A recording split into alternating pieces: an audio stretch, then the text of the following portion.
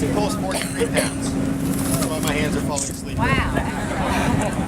Nick, what type of weight work do you do? Do you do weight training or? I do. I train in the gym as well, leading up to an event. I haven't for the last couple of weeks because of this. But You had airboats out yesterday. What was the maximum wind speed that you were 91 miles an hour yesterday. What do you think the maximum you could take before you maybe have? I haven't even pushed that. I've actually walked a little lower with mats under me at 120 mile an hour winds, which is, it's hard to even lift your foot up without it flying off. Yeah. But yesterday, even at 91, it was hard to keep my foot in line with the wire to get it to the next spot. Does the pole become a liability under the wind? It becomes extremely important, vital. It gives me time to recover. And the young lady that was with you on the wire before is? My mom. Wow. I thought it was your sister. I don't know if I can say that with her. Are you going to have to stop going across the Grand Canyon? May I have to what? Are you going to have to stop in the middle going across the Grand Canyon? No, I've trained to make it the entire distance. How long's the distance? Longer. It's about 1,400 feet, 13 to 1,400. Is there an estimated time for it? How This is long will it 1,000 take you? feet long. It'll take me about between 20 and 30 minutes, probably. Yes. Walking the way you do, but one foot in front of the other. Not natural for your hips. Walking, what do you do to compensate for that when you're not? Start when you're 2 years old. She wants to do it, but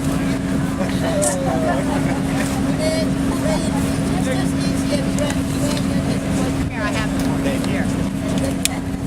What anchors the wire on both sides of the Grand Canyon? What angle? What anchors it?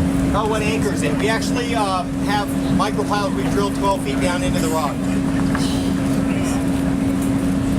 I don't like the looks of the pedestal that the wire's coming over after it comes out of the rock. You don't like what? That's a poor design. What is it? The pedestal that your cable's going over top of after it comes up out of the rock. Oh, okay. You don't like it? I don't like it. I don't like it at all. That's poor design. I could have designed something. I've spent $500,000 on engineers that specialize in this sort of thing. I hope they know what they're doing. If not, I want a refund. How big of a drop is the cable in the Grand Canyon? I think it'll be about 17 feet in the middle. Over such a span, though, you don't really notice it. Here, the ends are about 32, and down low, it's about 12. So it's about 20 feet here. So, and I don't really feel it. It's actually much more comfortable to walk uphill than downhill. Because the wires, of course, further down as it walks. And will you get much motion sideways or No, the majority of it is the inertia that I put into the cable, which is the steps that I put. That's why I have to change my pattern. If I don't, it'll put a wave in the cable, and you saw, and I'll try to change my pace and kind of, as the wire comes up, push it back down. But side to side, there's not a whole lot. There's some, but it's very minimal because I'm not pushing it sideways. I'm pushing it up and down, redirecting it to a vertical motion. How long is it going to take you to cross? You didn't get How long blown did you off. say? It'll take me about 20 to 30 minutes. That's all. You didn't get blown off by the airboat yesterday, though. No, I didn't. That'd be a bad thing. There was a record underneath me. Oh, yeah. Did you put the cart before the horse? Wasn't the Niagara Falls more difficult? No, I take every walk that I use as serious as the last. Niagara Falls, actually I had a TV deal 4 years ago to walk across the Grand Canyon that fell through because of financial problems on the network's part. So my plan was to do the Grand Canyon first, but then by the time we went to seek permission for Niagara Falls, it came through and I had to change 2 laws in 2 countries to walk over Niagara Falls.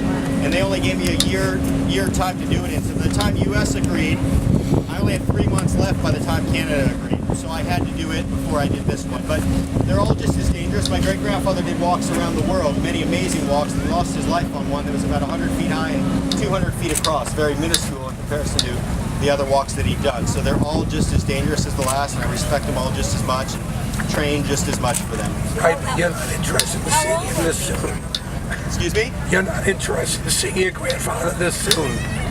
You don't want to see your grandfather this soon. That's correct. My great-grandfather lost his life in part because of rigging error, but also in part because he was 73 years old and had a double hernia and an injured collarbone. And he still Had no walks, strength. gosh. He went down to the wire, and if you watch the video, he grabbed on here and he couldn't hold on.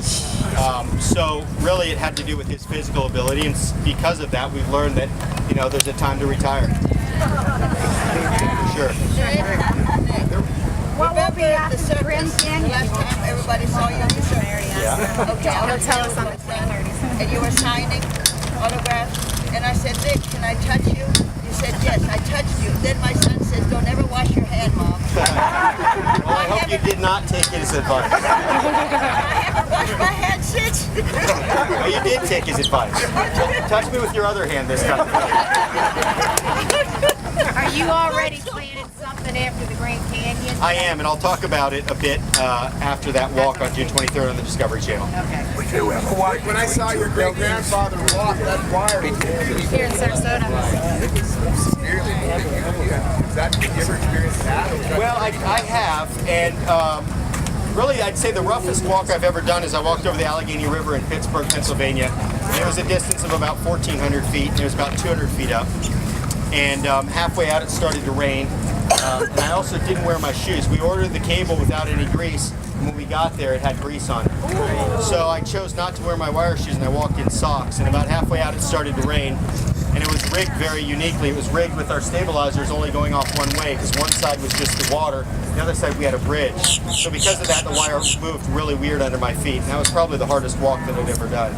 And that moved somewhat like that wire under my great-grandfather. But again, he was 73, and if he was my age when he walked that, there's no question. I went back and recreated that exact walk with my mother 2 years ago that took his life. So there's no question that I would have made it across, and not in any arrogant way, but it's just the truth. He was just physically, he should have retired. How high was your wire when you were 2? How high was it? I started 2 feet off the ground. Good question. All right, I'm going to get into the other side, and then I'll sign autographs and answer questions in the tent. So thank you.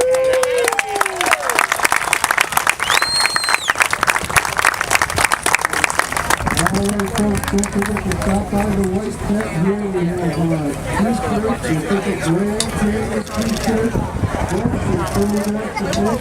Also have the special anonymous Donald t-shirt out here today. Some of you may know the 1-year anniversary of Nick's great walk across the falls. I think we just mentioned it over there. They can also come down into